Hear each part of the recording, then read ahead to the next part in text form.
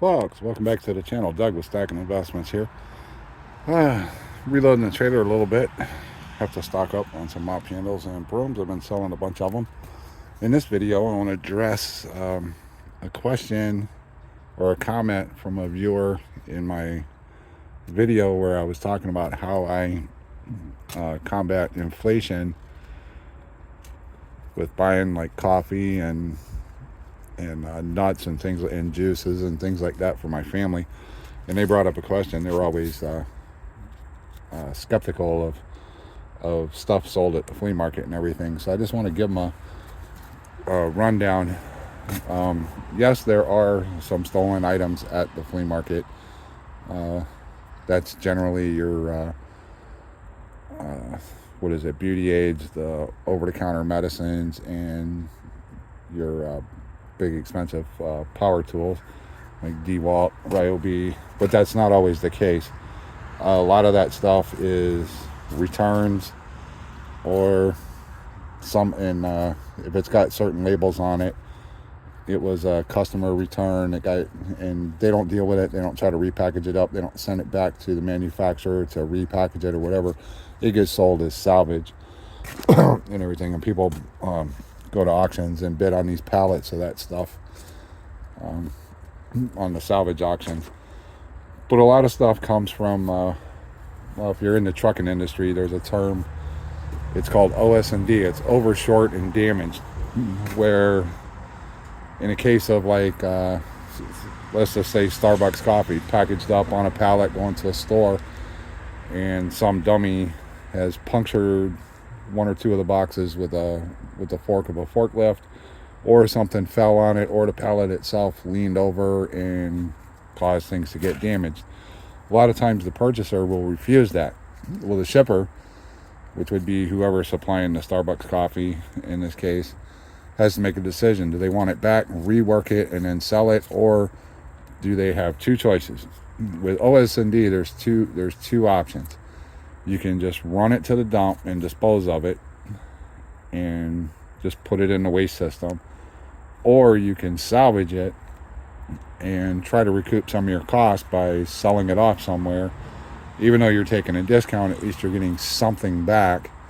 And that's kind of the way it works. My mount handles that I got these from a U.S. government auction, and I found the paperwork on these things.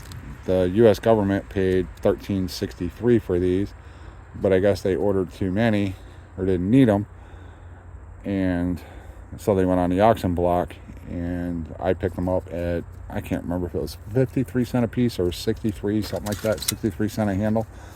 So I'm able to, even though this costs $13.63, I'm able to sell it for $2, or three of them for $5. I run across one of my wholesalers, had the mop heads. This is the rayon, and this is the all cotton. And I picked those up for, picked up about 150 of them or so for $2.50 a piece. So my cost is just over $3 to put a mop head with a mop handle, and then I turn around and sell that for $8. You can see I was selling, even they were selling them at $5 a head. I put a sticker on it for $5, but I decided to stop selling these and just strictly sell them with a mop head. I make more money. As far as you see these boxes and boxes, these are all these boxes here, these little short boxes, are these 18-inch broom heads that I got. The reason I got these so cheap, of course I bought every one the man had.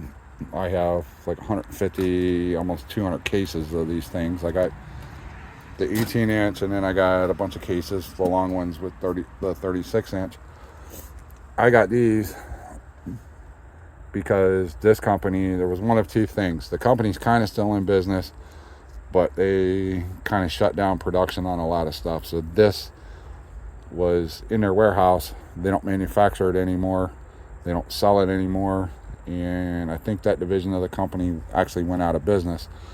So the guy I got them from, actually, because they were up in the place up in Greenville where they did this, when they closed it down, they took bids So you buy all this, and the guy I bought them from actually he cleaned out their warehouse.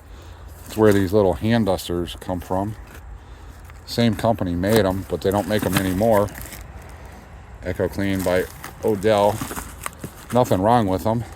The company had two choices: send all this stuff to the dump, put it in the waste stream, or hold an auction and sell it and try to recoup some money and clear it out of their warehouse. That's why I can sell them so cheap.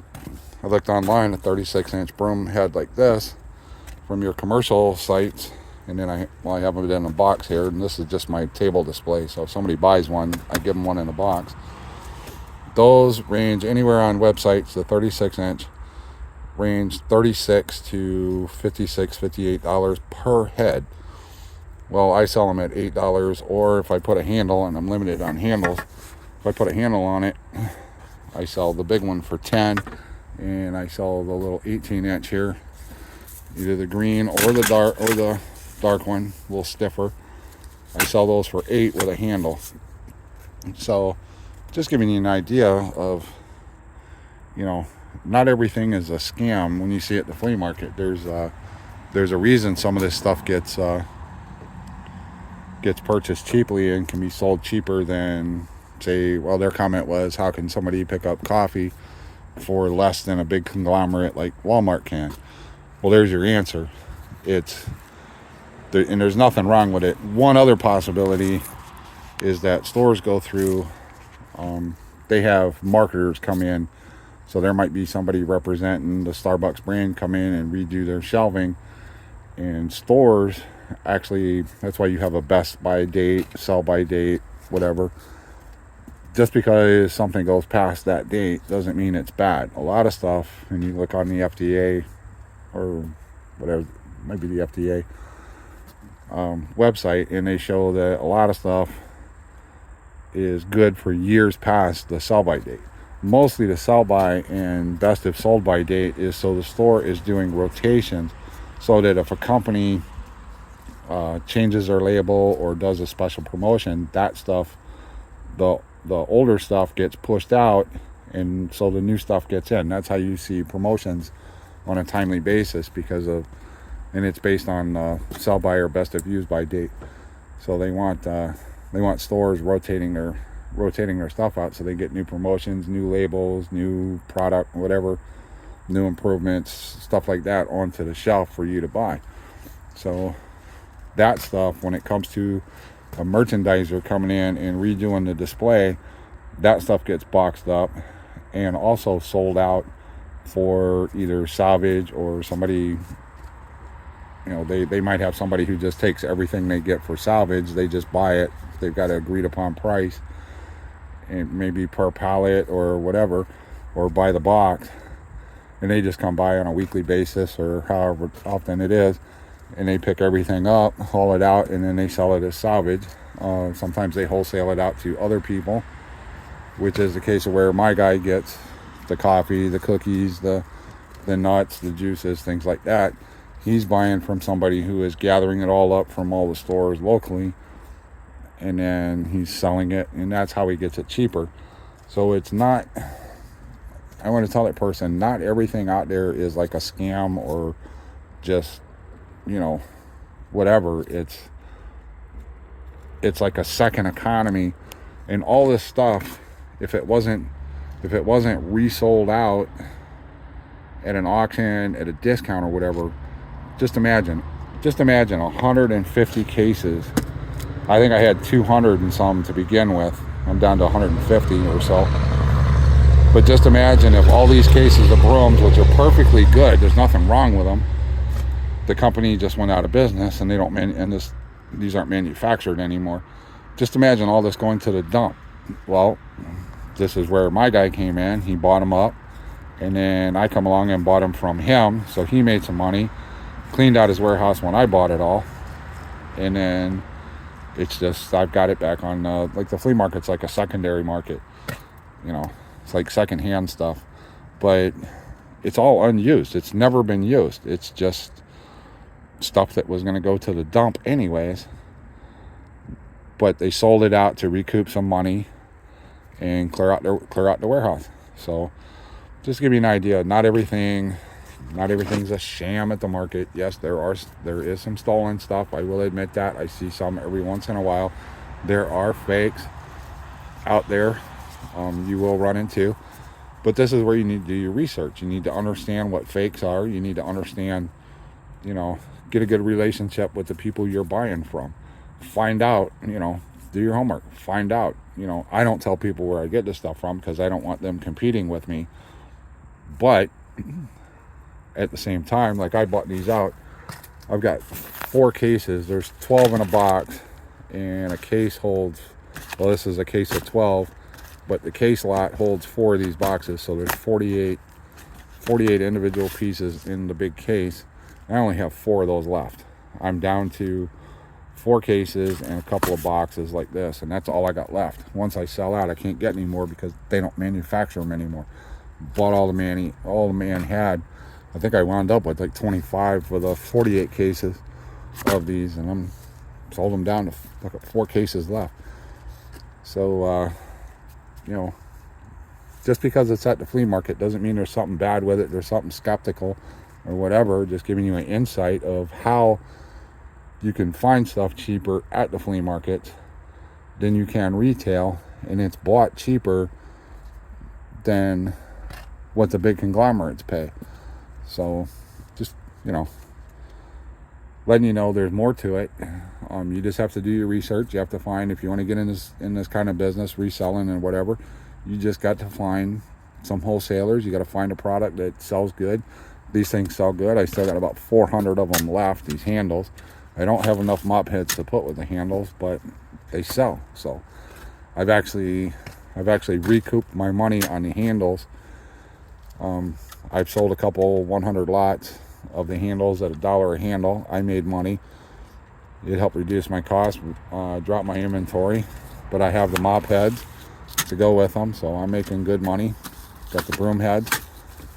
I can sell these things super cheap if I want to blow them out and get rid of them, which is something I may do once I run out of handles, because I'm almost out of handles for the brooms, and I can't find a source where they're cheap enough to make it worth my while.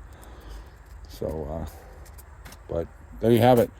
That's how some of this stuff gets to the flea market. It's how vendors get the stuff cheaper. They're just sourcing wholesalers. And a lot of it just comes from either the stores rotating merchandise out to keep things fresh on the shelves and all that from the merchandisers. It comes from places closing or discontinuing an item, and they just auction it off to get it out of their warehouse, to get it out of the system. If you remember the story on Funko, a lot of people were collecting Funkos, and then Funko, instead of selling their stuff cheap, they went and dumped massive amounts of trailer loads of the Funko products, boxed up, ready to go. They just dumped them in the dump. Wouldn't that have been cool if they'd have like donated those to charity, or actually put them out on, sold them and recouped some money? But they sent them to the dump, and then what'd that do? The price of the Funkos dropped. They're, a lot of collectors and resellers of the Funko products got burnt because it came out. Funko sent a lot of stuff to the dump, and that's just a waste. At least do something with it. Donate it to kids that don't have things, or sell it so it can get on the secondary market and sold cheaper. Don't just take them to the dump and dump it. But anyways, that's what I got for you today. Let me know your comments down below, and I'll see you in another video.